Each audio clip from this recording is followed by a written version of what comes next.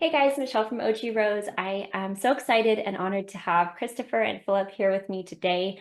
We are going to be talking about Baudrillard, specifically his book, The Transparency of Evil, but also just themes and ideas related to Baudrillard's work. So yeah, I'm really excited to have you guys here with me today, and I thank you so much for your time in advance. And yeah, just want to sort of jump into it. I know that there were two particular essays that um, kind of stood out to me. The After the Orgy, which is the first essay in the collection, and then also Prophylaxis and Virulence. That, yeah, again, just they really stood out to me. Also, his concept of where is evil was also really fascinating to me. But I think like there's something about some of the things that come to mind when I think about my impressions of his work is this the idea of things being like everywhere and nowhere. Like a big thing is like it being everywhere and nowhere. And it makes me think a little bit about like what Alex Ebert will talk about with his freak theory, where he talks about like saturation, where you have this like ultra saturation, and then it kind of in that saturation, there's kind of a recognition of the otherness that's actually within that thing. And so I think that's a fascinating idea. Um, I think that there's kind of two ways it seems like it can go, and I feel as though Baudrillard's work seems to really be highlighting what Daniel will talk about as effacement versus negation. Like the Hegelian concept of negation and sublation is kind of the hope for like saturation, I think, if I understand Ebert's work correctly enough. But there can be a way in which there's this effacement, right, where we get this kind of everywhere and nowhere, and then it's like there's a kind of I want to say nihilism. I know like that's kind of feels like it's reducing it too much, but it can maybe kind of feel like that, like it has a nihilism vibes or something. And I feel as though it almost seems like his work is highlighting more of the negative, like more of that effacement versus the negation that could maybe lead to some sort of like sublational thing. So that's kind of what I feel initially just from his work or from this particular work of Baudrillard's. And, he definitely seems like, I actually don't know technically like his background. Like, was he a philosopher? Was he a sociologist? But like, he does seem to do this social critique. And I think though he is quite, yeah, there are some things that he talks about that feel really prophetic. Like they're like, whoa. And so, kudos to him for having like some foresight in terms of the future, even from his perspective then. And I always wonder, like, I wonder this a lot with Neil Postman too, where I'm like, I wonder what they'd be saying now. Like, what would he be saying about how things are going now as well? So yeah, I will just like leave it like that. That's just kind of my initial thoughts. But yeah, if that makes you guys think of anything, feel free to jump in. I think he would be saying do the work that he did in the current moment. And I think we, in many ways, have it a lot harder in the sense that there seems to be a quantum leap on the horizon that will, you know, be not a difference in quantity, but a difference in quality as far as subjectivity goes. And I'm glad that you brought up Ebert's work because a lot of what he talks about with like the way that our brains save energy. I think Baudrillard is saying exactly this. Like we use this word transparency with that double meaning you were alluding to, where it's like Yeah. everyone sees everything on the outside and they're blind to it on the inside. And I think like one of the things, because he talks about, kind of like a deoritization of life that Byung-Chul Han picks up on, which is like the Western subject feeling so torn Mm, between like the morality and philosophy of their country's express commitment and then this like global empire that's like chugging along that's turning them into like a schizophrenic that is completely exploding mm, um, and unable to grasp onto the difference between what's just like repeated with no anchor, with no foundation in reality, and what is actually real and nutritious. And so that stuff that Eber's talking about is what he's saying is making it extra difficult is like we have to get to a point where not only do we spend a lot of brain energy deconditioning ourselves, but then like an equal and maybe greater amount re-enchanting the world while looking at it with the knowledge that Baudrillard gives us and the sort of telescopic doom-like prediction that he has, knowing that it's gonna like kick us out of almost every single friend group we're in and into spaces like this. So I mean it's not all, you know, doom and gloom. But I think that he does a good job of showing how evil can happen right in front of our faces due to the technological environment. Yeah, I would say that the part about the aura really spoke to me because it's like evil isn't necessarily like this big spectacle all the time. It could just be that like loss of the real, or like the real in the sense that we have some type of sacred and some type of bond and meaningful. And it's like at this point now we're at that moment of after the orgy where it's like the spectacle and the orgy and the intense experiences we are having aren't enough. So I think it was either the guy or the girl whispering to each other, like, hey, what are you doing after this? And it's like they're supposed to be in this intense, like visceral experience, like with a group of people, and that's not enough. And it's like what's next? And I think he keeps repeating it in different essays. Like when he's talking about Michelle and I were talking about this off screen a while ago about the television set and how it's like when the TV's on 24/7, there's moments where in the pause of like the commercials and the other stuff and the humdrum, that's when like you can start, it breaks down and you can kind of have that like transcendental experience where it's like it's no longer working. And even in like the machination of it all or then framing, you're able to see a little bit of that order, get it back, and have the secret once again that's off screen.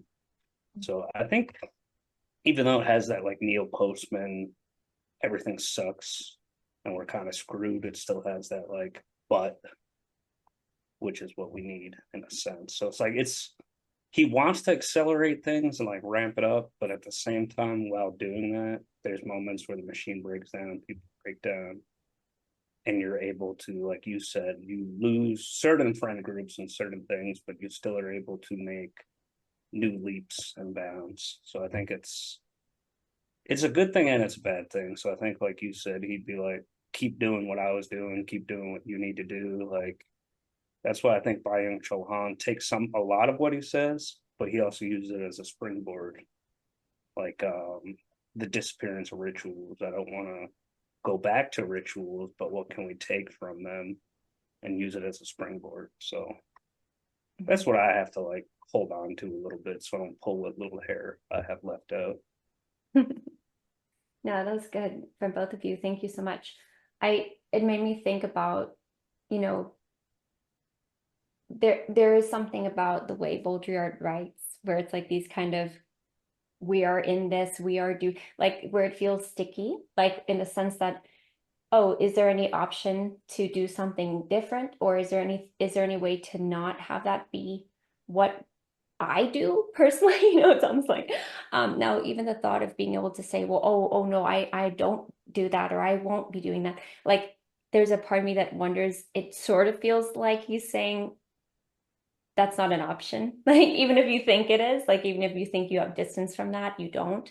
So there's a part of me that felt a little bit like, okay, so this is the way things seem to be very much unfolding. Is there a way we can do anything about it? Like, is there any type of sort of agency or something?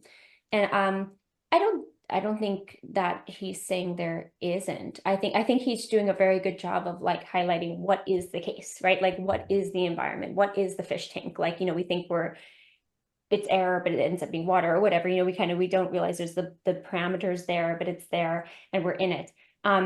So I think that's true what he's saying. I just think that this question of the capacity for agency, I don't know if it's just me being stubborn or something, but I mean, I feel like maybe you can both concede to that. Like, yes, that is true. That is how things are going. That is the atmosphere. And yet, like you're saying with this kind of but, we could maybe have some kind of, um, awareness, though I don't know if that's even going to be enough, but at least there's the capacity to recognize like, oh, there is something to kind of step back and recognize as existing in the first place.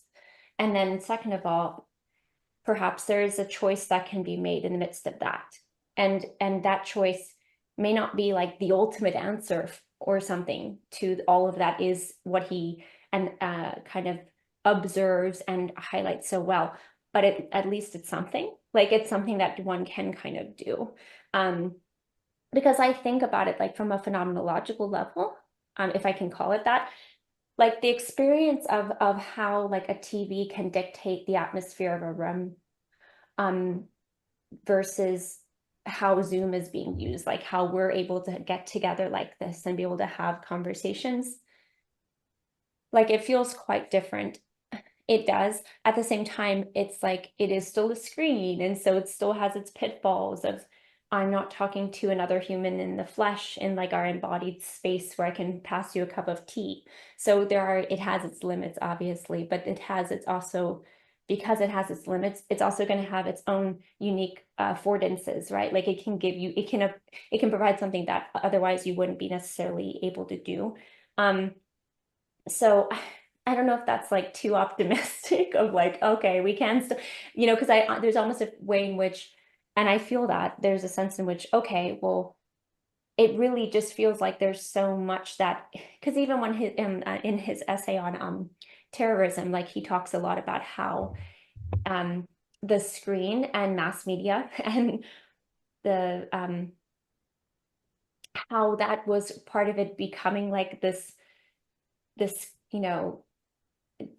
almost like everybody is saying that they're horrified and they're mortified, and they really are, but there's also like this spectacular, like the spectatorship of that, and then this demand of a participation that you have to kind of have because you see it or can see it. And I mean, it does again make me think a lot about Neil Postman's work too on like news and the news and media. But it's almost like there, with all of that, it's just like, okay, we'll just no screens. Like that's the answer. It's probably our brains that just want to find an answer. We want to find some sort of ultimate solution. But then again, it's like, okay, but no screens whatsoever. How do you then access those who might still be being mediated by screens? And should you even be trying to reach people who are mediated by screens to say like, hey, have you ever read this book by Baudrillard? Or just have you ever had this other kind of idea? I mean, I don't think about it in terms of like a, proselytizing or something like that, but I'm just saying that people do use them. They exist, right? They're here. And, either you maybe, to think about Ebert's work again, you have a saturation and you're just like, this sucks. I don't like just staring at a screen all day and I want to go do something else. Or, or you get like the addictive behavior with it, right? Or you get like these kind of what I want to call like sort of funky alternative uses for it, where you have long conversations on ideas. But I guess why I'm bringing this up is because I don't really know. I kind of wonder what Baudrillard would think about that. Like, would he say, no, like, where would maybe his place fall on the use of screens? Like, can you use it at all and not be completely doing the stuff he's talking about that's negative and bad and like bad for the human, apparently, in terms of their humanness? Maybe it's good for you as a cyborg or as like a transhuman or something like that. So I don't know. I'm not sure what you guys think, but I'd be curious to hear your thoughts on that. Like, and because it feels as though he's not being like proscriptive with like, here's what we should do now, but he's doing a really great job of like showcasing what's happening, where this could lead to. Like I said, very prophetic on many things. And it makes me think about like how what I feel is a risk to humanness, right? Like to ultimately being human, that technology and screens do, right? But then, you know, right, my brain again goes this like, okay, so no screens?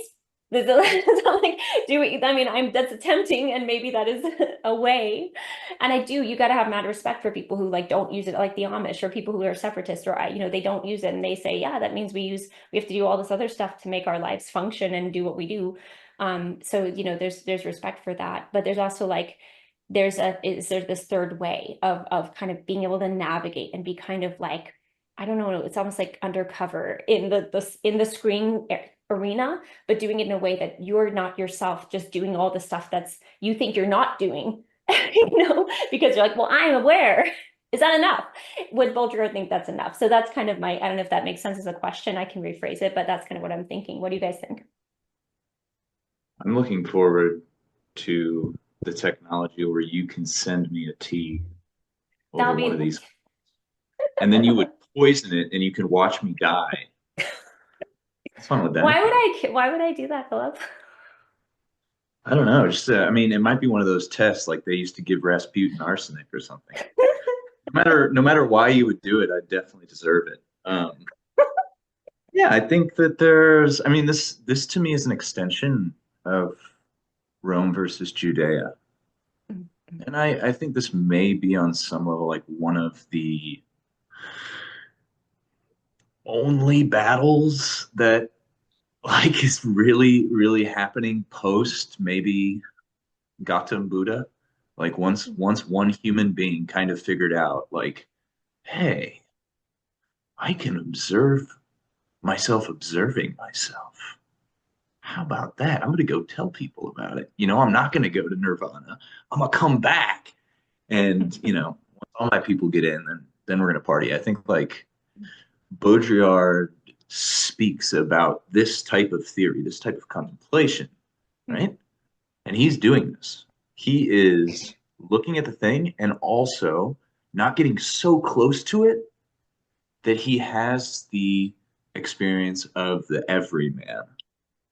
And so I think that there is a distance, and I think we have to, if you would like, you can choose to either know what you're doing or know that you know what you're doing. I think that second step gives you some distance to, quote Peter Sloterdijk, change your life. This is like, I think, a part of the mystics path. And what does it mean to kind of birth a new religion if, let's just say, like Freud invented psychoanalysis, Lacan did philosophy or anti-philosophy, whatever, to it. Now it needs to have that religious spin, religious in the sense that it allows the Damascene moment, right? But rather than being like blinded by the light, there's like something else that happens, right? Where you're just looking at it and you're sort of like, okay, check.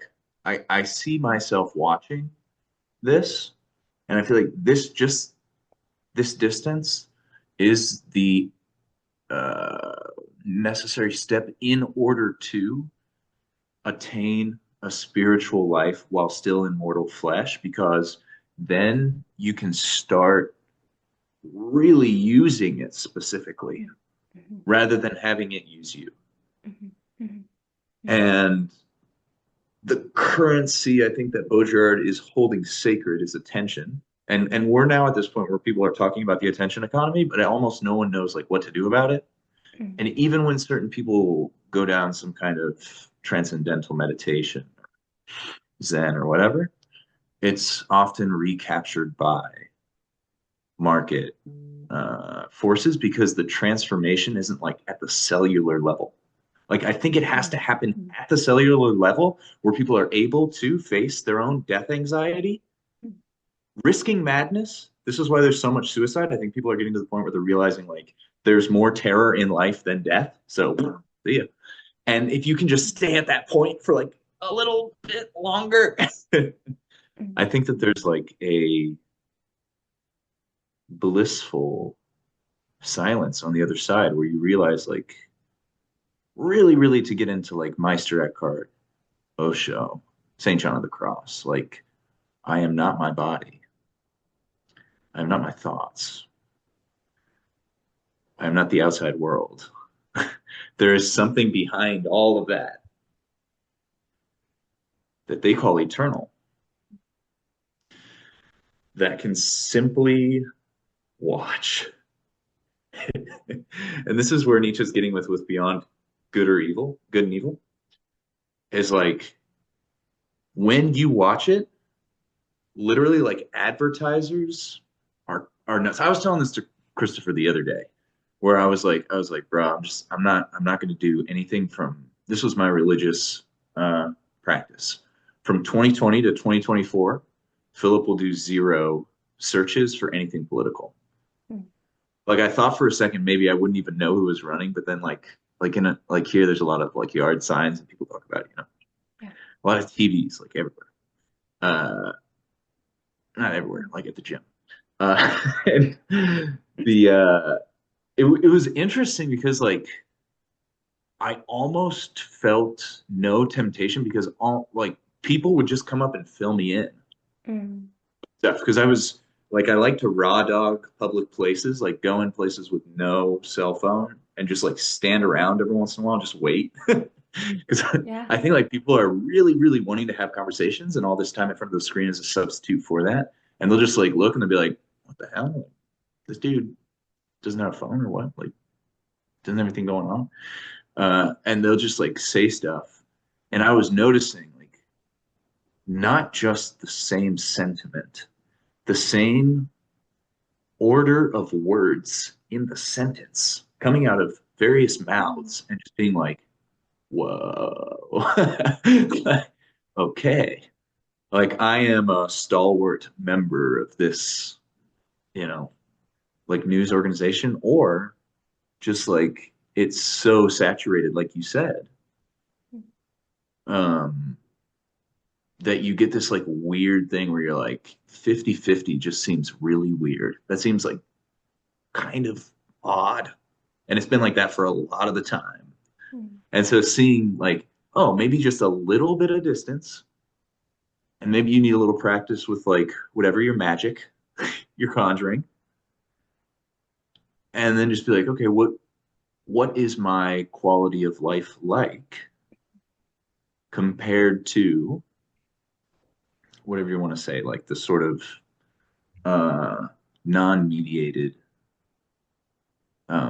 masses. And I think at bottom, one gains a lot of compassion for that group without feeling like you're doing anything like super crazy, like I'm better than you or anything like that. It's just like, oh my gosh, like that's just you just have to opt out. That's the default.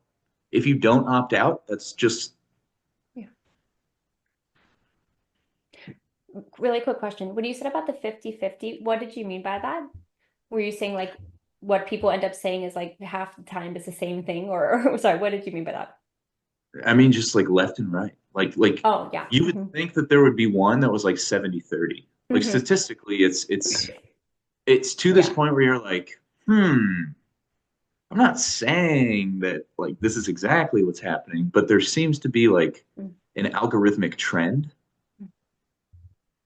that has something to do with, I don't know, education level, maybe like certain built-in cognitive preferences that are just like playing to, whatever someone figured out the split is for people that vote. It's like I would think that because for me it seems like so many people are anti-voting. Like I think there would like come along some person that people overwhelmingly would be like, wow, that's like an upstanding, cool candidate. I want my kids to be like that candidate. I want to be like that candidate. And you would think like on some level that might change the statistical outcome of the predetermined news media agenda. Yeah, that's interesting. Do you think, sorry, one more question. Do you think that's because like people also maybe are not always they have not always practiced or know have the even feel the permission to talk about things in different ways. So what we get is like these little basically little sound bites or little fragments that people go to, and because they're maybe not talking about it more extensively so we could hear if they have any nuance to it, it just sounds like, oh, now I hear it. Like because our brains will also do it. Like we'll do this sort of like categorical thing. Oh, you're left. Oh, you're right. Oh, you know what I mean? Because it's just part of it's just how our brains work. It's fine, it's just the normal thing. But it's also Yeah. like it is also real though, because people may not have the nuance because they may not have had kind of the cultivation of knowing how to even talk about that. And then what I always find fascinating is, sorry if this is a little tangential, but it's like, is what people end up talking about. Like, it's so fascinating. I'm like, it's so like no offense, but it's limited.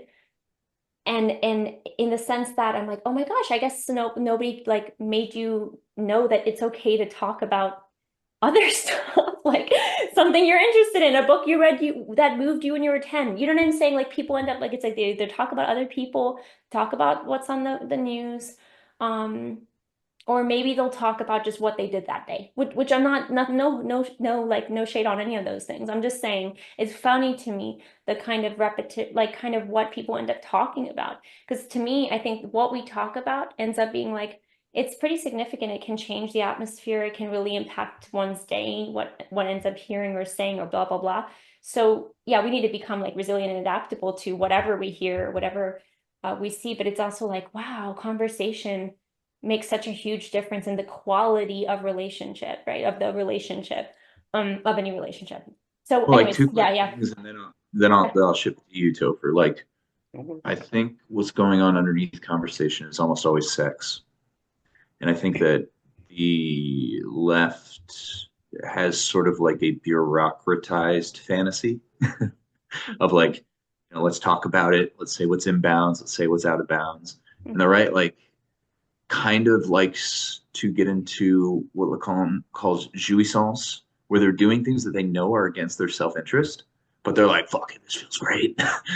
Like, what is the example? I think Dave gives the example of like road rage a lot. And then I think the next part with like where it sits in the brain, and where I think Baudrillard, where I think Han, where I think like Terence McKenna is pointing so many people towards, is like I think the right is related to the amygdala, the left to the anterior cingulate cortex, and I think what all those people are saying is like moving to the pineal gland,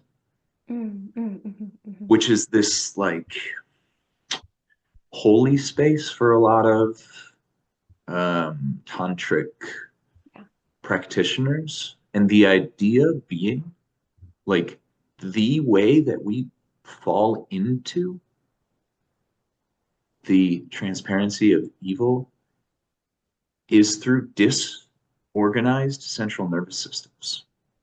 And what that thing does, it's sort of like the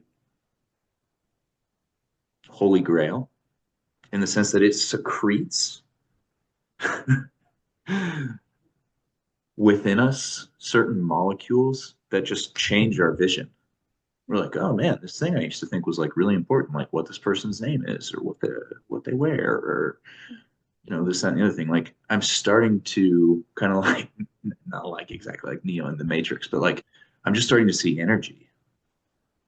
I'm like, that's actually what's happening, you know, below the phenomenon. There's that noumenon that is like we're like vibration and spin and force and angular momentum. And these things can be directed certain ways if one has a certain amount of trust in oneself. And that I think is the number one objective of schools and kind of certain types of businesses, to just be like, oh, you can't trust yourself. There's no way you can do that. When you brought up McKenna, I was thinking of, I think you might have even sent it to me, Philip, that quote where Terence McKenna is talking about how things are going to get even weirder in the next 20 years. It's like there's going to be cloning, there's going to be artificial intelligence, there's going to be genocide, there's going to be war, there's going to be like psychonauts, and he was saying it's a good thing. And I think Baudrillard, in a way, is on the same page. And it's like, this is all the crazy stuff that's going on. We have Xeroxing copies of copies. We have acceleration. And it's like, I was telling Michelle, I just read Fatal Strategies, which was kind of like ramping everything up a bit by Baudrillard. And I think he's just trying to push the limits. So like once you realize like everybody is repeating the same thing to everybody, or like you're on the phone looking for something and you can't find it no matter how much you keep like sharing the same memes or the same TV shows. And that's when like you start to break down if you're able to sit with the uncomfortableness. And that's where the magic happens, like during the commercials and during other things. That's sort of like dark night of the soul. And I think Baudrillard is saying we either do that or we have like that pursuit in Venice, where it's like, okay, I'm going to invent my own like romantic fantasy. I'm going to follow somebody around. I'm going to create new auras without expecting anything from the other person. But the minute like the other person gets involved, it kind of kills it, because then you realize you're still in like the fantasy of it and you're not really doing the work head on. And I think he's more saying what's happening. And I think what's good is he's allowing you to do kind of what like Han says. So it's like a lot of generalized statements, kind of, which I think some people might not like how postmodern it is, because he's like, this is what I see. Here's examples. And if this relates to you from a phenomenological perspective, it may speak to you. And then you yourself can realize like, okay, what am I going to do to change things? And I don't think his answer would be to completely like turn off the TV, or if you were alive today, like get rid of your cell phone, or like get a typewriter instead of computer, because it's everybody else is facing it too, and then you're just going to be very alone. Like there's no Heidegger's hut to return to like draw water, and if you do, you're still going to like try to publish books or have internet to talk to people, because it would be very lonely life unless you're able to do that like monastic retreat, which isn't likely to happen on a grand scale, and society would break down. So I think he's more diagnosing, allowing you to open up, and then he's hoping that like his philosophical children like Han and other people can carry that torch and do the work. And I think he'd just be like, oh, you guys are still tiring with this? All right, I mean, okay, you didn't blow yourselves up yet, so I guess that's a good thing. And to just keep facing that uncomfortableness. And I think we were talking a while ago, Philip, I think, about how we were shocked at COVID. And I think a lot of people are that didn't wake up enough people. I was on deployment during COVID, and I remember a lot of people were upset, thinking that Netflix was warning that they may be overloaded, kind of like the Jake Paul fight. And people were afraid that they wouldn't have anything to watch, so they didn't know what they'd be able to do. And that was like the scariest thing they were afraid of, more than like getting COVID at that point. Because like, what am I going to do if I can't watch my TV show or I can't game? And I wish it kind of would have happened, because I think it would have allowed people to sit with that uncomfortableness and then either come through the other end. But unfortunately, like my therapist was telling me, like her rates were going up, meaning like the amount of clients who wanted to see her, and people couldn't stand being around their families, and drinking went up, and like fast food and stuff. So like people still are fleeing from it, because it's just such a scary place to go through. I think it was William Butler Yeats who was saying that it takes more courage to introspect, pretty much, than it does to like die on the battlefield, in a sense. And I think he's speaking metaphorically, but just because it's like to really sit with yourself and sit in that quiet space, or like to turn your phone off, or to question like, what the hell am I really doing? And I think that's why on TV, existential crises and like midlife crises are like such a big thing, and it's usually done in a lot of trying to think of a word for it. The TV shows where it's like the families and the husband, wife, and the kids, like Malcolm in the Middle. I can't think of the name of that type of show, but it's normal for like the husband to go through that type of crisis, and it's more comical because people don't really know how to sit with it. And then people don't want to turn on the TV. They want to relate to it, but they also don't want to turn it on and be like lectured or turn it on and feel adequate. And I think that's also why people don't talk about like other stuff at work because it's uncomfortable. Like Zizek was saying when he came to the United States the first time, I think it was in Less Than Nothing, he was talking about how he's an idiot because the waiter asked him how he was doing.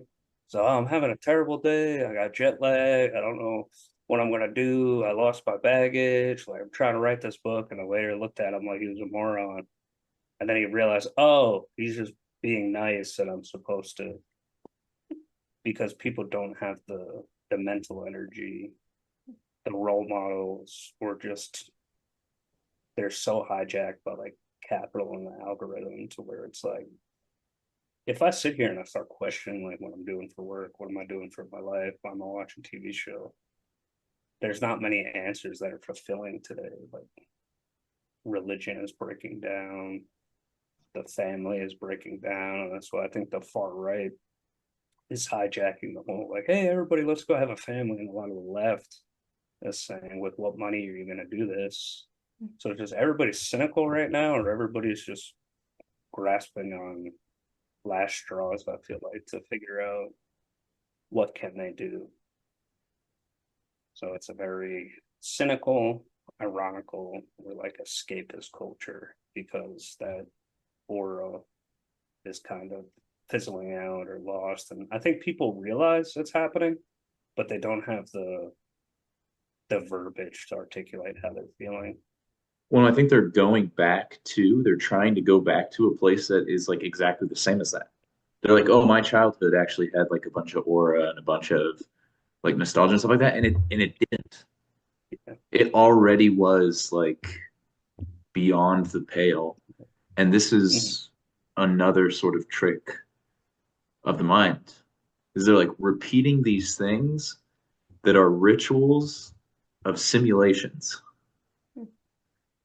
expecting to get like the same like you were saying, Michelle, like humanness day in, day out feeling as like some kind of, I don't know, like Native American sweat lodge uh, session 500 years ago.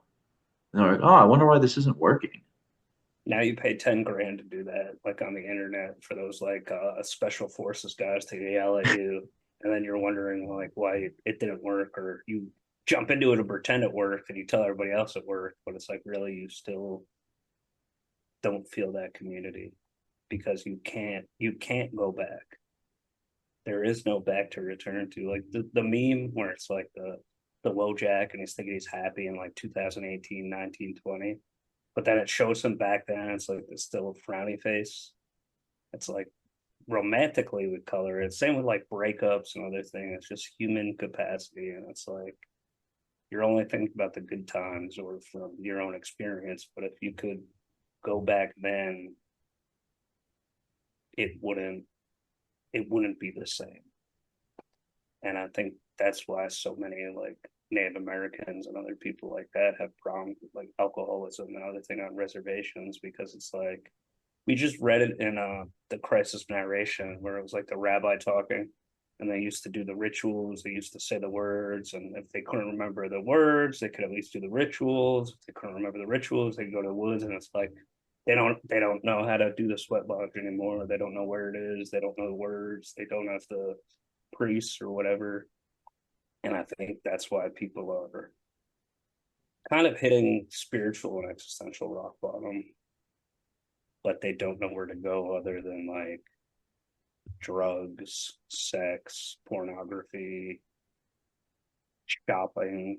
Like I see more Amazon Prime trucks in my neighborhood every day. And it's like I order stuff too, but it's just people will joke now and use like the verbiage of it, like, oh, I'm having existential crisis, or I just need or I'm suppulating, and they'll use like therapy speak while still doing these like vices that aren't working.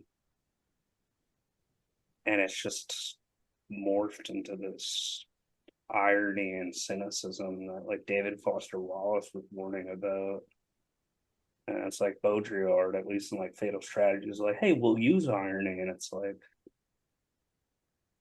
even that isn't working. And it's just morphing into this meaning crisis, belonging crisis, is like you and Daniel talk about, Michelle. So it's just more people, I think, just need to have conversations like this and still use, because it's like we could try to be Thoreau and like live in a cabin in the woods, but people forget the fact that he still had visitors. He went on walks, like he had books, he had people over. He had like 3 chairs, I think it was. It was like one for him, one for friends, and then one for God or whatever.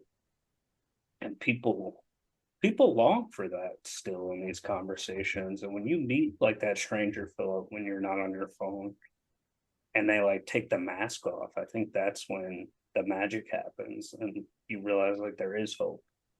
And it's like that pineal gland or whatever it is still there.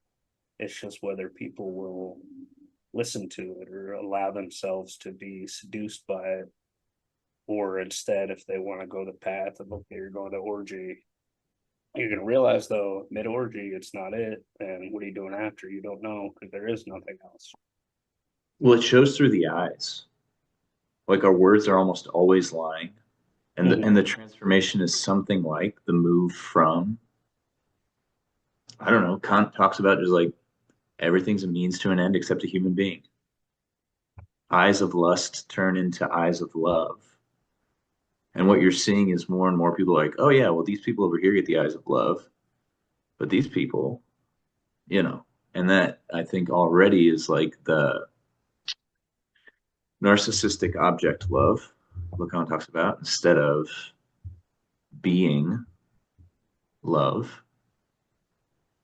And I think that step is neither taught nor rewarded, but it in and of itself is its own reward. This is the word lishma. One does it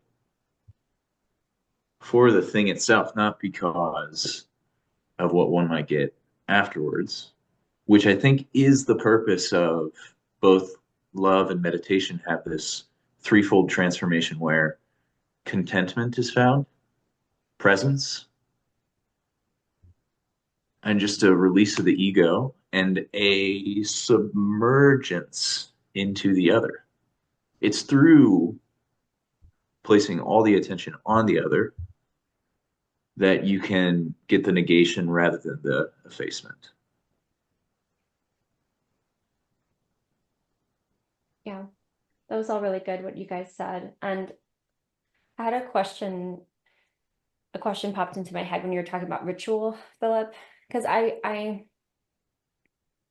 it's interesting how frequently, or at least I have heard sometimes when people talk about empty ritual, right? And like, whether it's people have been jaded by the church or whatever it is, like that's usually the kind of the context. But and then we get this concept of like the simulacra of the ritual, right? Like it's a ritual, but like everybody knows it's just a ritual, but yet we seem to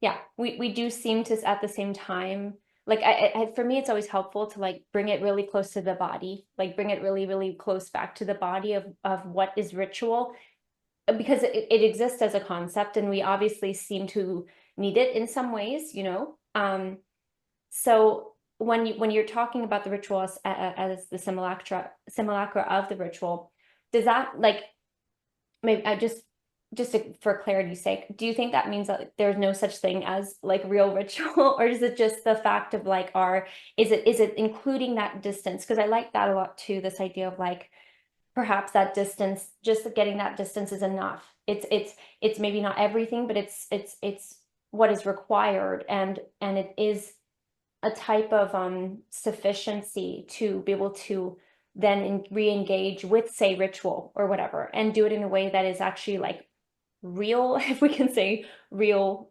But yeah, what do you think about that? Because again, we could just fall into the complete cynicism of like, what, you know, rituals don't matter, they're always fake, and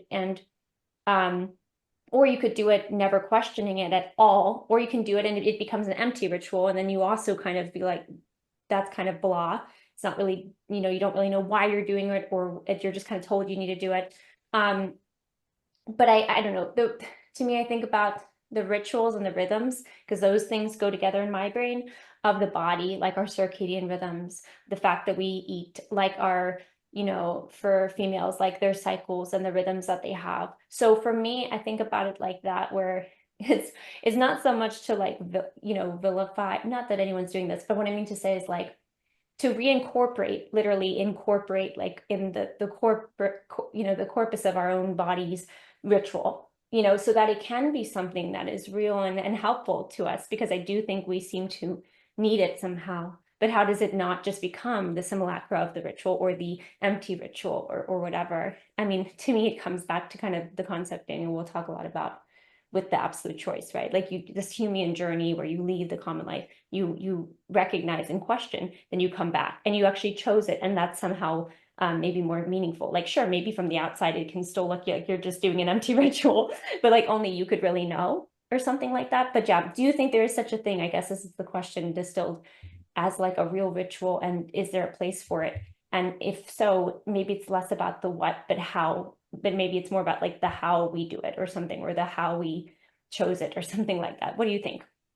The realist physical ritual is breath. Mm. And I'm breathing the same air that you're breathing, that Christopher's breathing, that the child in India is breathing. Yeah. And if one is able to do this with awareness, um, things open up, right? Yeah. The Hindus call it pranayama. They don't even say that oxygen is what keeps us alive. They say oxygen is a carrier of vitality, that when it goes into the human being, real aliveness becomes possible. What Baudrillard is saying is no one is, kind of like, was it Pascal who said all of man's troubles stem from his inability to sit alone in a room for Yeah. 10 minutes? Just like when we're talking about all these things, what's undergirding all of it is like a desire for more or less, right? And I think, not that you're going to solve geopolitical um, ticking time bombs with mindful breathing, but I think like what's kind of subtly being said is like it's way worse to be a psychological slave than an economic slave. Like we our kids, their kids, that it's like not guaranteed, but probably like I'm thinking my guess would be like there needs to be either some really really awesome ideas or some big guns to change like certain types of gross energy exchanges, and that might not even be as big of an issue once the psychological freedom, which I think is a way that the consciousness pays attention beyond mind. Mm. You get to this point where you're like, uh, I've been taught all these things, and I think that they kind of help us get objects from outside of us closer or further away. Mm. That has its place. But beyond that, one can really do like crazy interesting theory. So much so that like this whole body without organs, like have you ever thought of this? Like you don't have like a pancreas per se. You just have a bunch of Michelle cells. Yeah. And those are like cells of Michelle. Yeah. And like the things creating those cells are in such flux. Like, why would you ever get upset about anything anyone ever says about you? Like, ever? Because, like, who are they talking about? This is Mm-hmm. really, why would that be something you latch on to? Yeah. And then all of a sudden, this great societal mechanism of jealousy seems a little easier to deprogram. You're like, wait a second. Um, I'm breathing. That can be something that can allow contentment, presence, and whatever, this great oceanic oneness. And then all of a sudden you go, okay, so this person over here is telling me it's not big enough and it's not sturdy enough, and I have to go like run and do all this work in order to be seen by people, and and then those people, they frustrate you more, and you go, if I just had more of it, if only I had more. We're so beyond what's necessary for the replication of the physical being that we've like kind of forgotten, and we, I think, conflate like the end of my life with the end of my lifestyle. And like more and more, does downward mobility suck? Probably. Um, but I think it's like downward mobility combined with this, you know, take your pick series of addictions that, we're told the only way to overcome these is through like more addictions, like an addiction to something else. It's the whole like, wasn't there a problem with and this is the quantum leap I was talking about earlier with why it's hard to predict. It's like that problem in New York City when they were building brownstones because there were so many horses because the middle class was burgeoning due to industrialization, and they had to bring more horses in to get the shit out. When they brought it in, there would be more, and everyone's like, "Oh, we're never gonna figure this out. We can't, like mouth this, all this stuff." And then someone made a car. Yay! Uh, I wonder if um, there might be something like that with energy coming up, and like I think the reason that we are preparing our bodies by reading these things is that you go into a series of trade-offs. Like there's this idea that it's like, oh, if I just get rid of this one problem, then finally, you know, sunshine and gummy bears. And it's like there probably will be some relief from some of that stuff.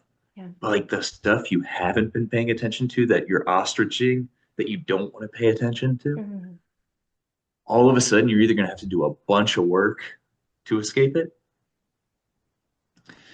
um, or find a way to withstand it uh, in a sort of, um, I guess it would be like a camel lion child self-conquest maneuver, so that you're like, oh, okay, I can like breathe a little easier knowing that I'm basically just going to be doing this a lot. This is what I'm going to be doing. And I don't know, like the cool thing about my life is like, I don't know what form it's going to take, but I know that I'm going to be like camel lion child. Um, and that's something that I have agency over versus all the geopolitical stuff that can like feel good to like talk with your friends about. Oh, I know what I would do if I could do that. But as far as like moving any of those levers, like that seems like a way lower agentic position. Um, but then again, you bring in like questions of how much can someone take, and like how much negativity can you spin into gold.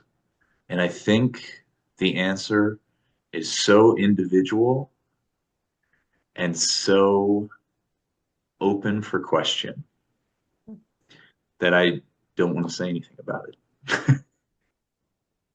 Because I think what words do is they unnecessarily limit human potential.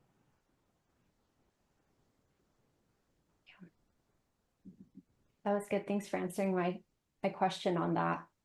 And now I wanted to say that something you brought up related to when you're talking about cells, right? Like it's like, why do it's a pancreas, but it's just Michelle cells.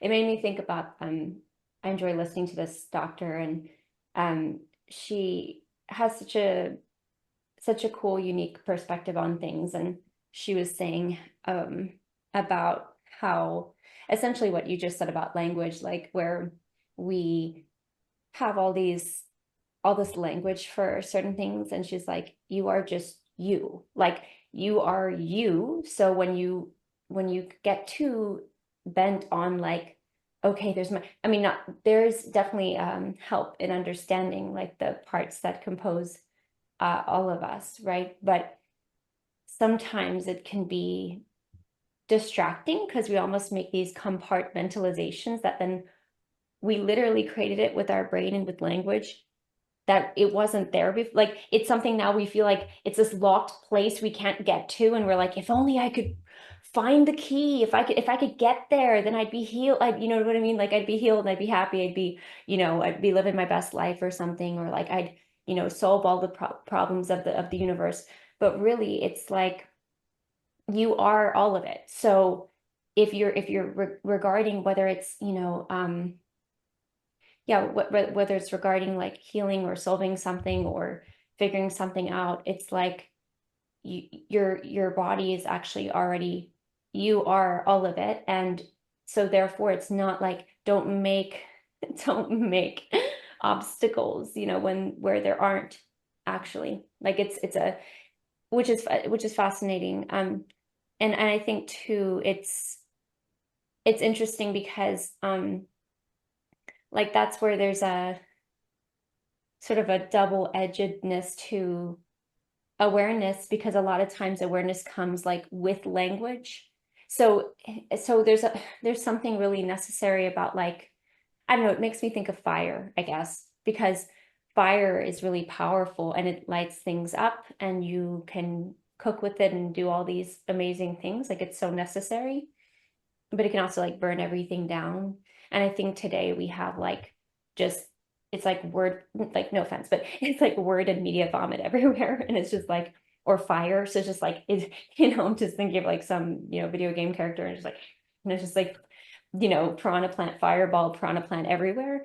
And we're not realizing, like, then we just start to get, then you can kind of go in the direction of like, no more, like the words aren't helping. And, um, like a complete retraction of it versus like, no, we don't like get rid of the fire forever. No, like we wouldn't survive. We need to put it in the wick. Like we need to learn how to use it. We need to learn how to use it without burning ourselves, and when not to use it. Like when not to use it. Stop thinking about yourself as like some microcat like label. It's like you are all of you. So, if you're trying to solve something and you end up using language that create all these corridors and stuff, like, yes, in a way we are, like, that's the mystery of the humanness and of even the human body. But there's something about the simplicity of, we are all of it, like even the good and the bad, like that helps, I think, facilitate the fact that the change is already like it's so much more accessible than like we think it is, because it's here. Like it's not.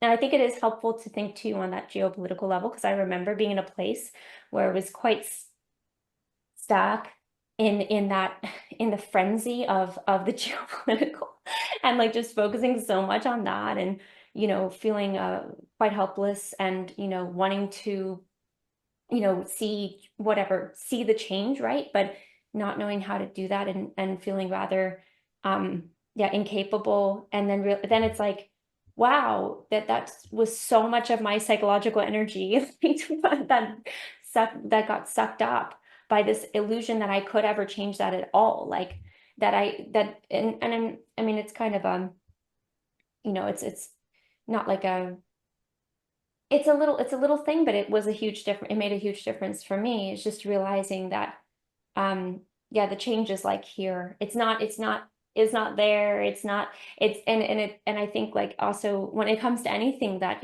you can feel a grave, like, I think good as human beings to feel like some sort of passion, or feel like, oh wow, that systematic thing is like that's not there's something that's heartbreaking about it. But then like, okay, but I still can't just like rely on some sort of like, guy on a horse. It's like, what am I doing? What am I doing? And even on that very micro level, it's like that is what actually you're kind of after in that. And I do believe that like there are like ripple effects from that micro. So yeah, like you don't do it so you can see you don't do it because you have some sort of like illusion that you can change the big geopolitical, but in a sense, you have a confidence that when you do that here, then oh wow, like the ripple got way farther than I expected it. Like I didn't even, you're sort of like, there's a gratitude of wow, that I didn't realize that could reach over there, when I'm just here doing what is like the only thing I can is in my control, or what I could possibly do. So I don't know if that makes any sense, but I think there's something about this idea of where we kind of recognize our ability and capacity, and really paying attention to like how much of your actual energy is being used toward what you cannot, it's basically just like running out the energy. It's like it's like not serving you in any way whatsoever. And so if you can kind of bring it back to like, your own self, and stopping the obstacles that we can create with our own language, which I don't know, in a sense, again, you still need the fires, you still need the language to kind of undo the language even. So there's a beautiful kind of grace there or something. I feel like it's grace, because it's almost like, okay, yeah, even though you've like constructed this sort of um, you know, crazy um unnecessary hindrance to yourself with your own language, you can still use language to help undo those hindrances, and those like, basically booby traps you've put all around yourself. Because yeah, but it is a type of like undoing and recognizing the power, and the power of what those words can, what words and language can do, so that then we can possibly use it to light the candle and have some, shed light on things when we need to. And also like, not when we realize that's not, what am I actually going to do with all that? Like, what am I going to do with all that information? Like what you said, Philip, about like, what did you say? Like not looking up anything about like politics for X amount of years or something. How I took that was that you're like literally not going to do any like Google searching regarding that topic. And I think there's a lot of like wisdom in that, in the sense of like, put some limitation of, don't just, don't seek information for just information's sake. So it seems so counterintuitive, because it's like we're wanting to cultivate awareness, but awareness can also be the very thing that like counteracts that awareness. And maybe that's very Baudrillardian. Like that's kind of, I think maybe is kind of in his spirit. But yeah, anyways, those are the things that were kind of coming to mind on all of that. Christopher, did you want to say anything? Hi, Artemis. No, I pretty much agree with all that. When you were talking about the fires, though, Yeah. some of that made me think of Han shitstorms, where he talks about now like people literally are just saying things to get a reaction and to kind of like just fluttering and creating what he calls are the shitstorms. And it's like, that doesn't mean we should stop talking, but it's like to merely just stir the pot, or to just bring up like politics or just random things for like cookie cutter statements doesn't necessarily help. And that doesn't mean we should not talk at all, but it's sort of knowing when to talk, knowing how to interact with other people, knowing when to look up politics, when not to. When you were bringing up like Philip taking restraint with politics, I was thinking of after 9/11. My brother was in boot camp for the Marine Corps during 9/11, and I remember all my mom did during that time. I'd come home from school, she would just be laying on the couch watching CNN for updates, and it'd be South Park actually like made fun of this later on, because that's what a lot of people did, and it became almost like a heroin drip, to where it's like people were watching it every day for an update on what was going on. And it's like what was going on CNN was more real than what was actually happening. And it made me think of Baudrillard, because Rick Roderick was saying that for one of his books about the Gulf War, he said he would do it, but he would only report on what was going on the news because that was more real than what was actually happening in the war. And I think to a certain instance, our perceptions and our experience are just mediated by technology to that degree. And it doesn't mean don't watch CNN or don't have conversations or don't engage in that type of technology, but it's just having that balance or knowing like, okay, that's one aspect of what's going on, but it's not the big picture and it's not the full story, which is similar to like our bodies aren't my ego or my consciousness. So I was thinking about how I love doing philosophy, but if I get sick or like something happens, like if I found out tomorrow I had like a brain parasite or something, I don't think I'd be reading Wittgenstein and thinking about language games. I'd be like cursing the fact that like my body is deteriorating or what would I have to do? And it just shows you how one part of ourselves kind of takes over. And it's like when you're sick or you're in a breakup or anything like that, that becomes like your modus operandi. And you're not able to realize that that's just one aspect of yourself that you've necessarily maybe taken for granted. And I think realizing where more than that is where it comes down to that, like almost Socrates type wisdom. Philip and I were talking about, I think it was the Phaedo or the Credo, where Socrates, I think Credo's trying to get him to escape. And he's like, oh, what about this and that? Or just wait until dinner. And Socrates is like, I don't need another dinner. There's nothing on earth that you can offer me that is worth more than like the philosophical piece I've already attained or like this lesson that I'm teaching. And the end goal is to get to that point. That makes sense. Yeah. Yeah, that's really great.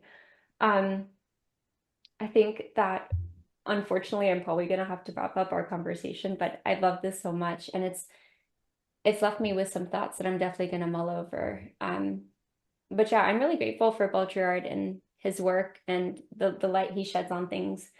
I think he was somebody who seems to have been able to use, words like a candle, right, instead of just like a raging forest fire, but yet like we can utilize it to ignite and incite certain understandings and proper awarenesses, about the times we're living in.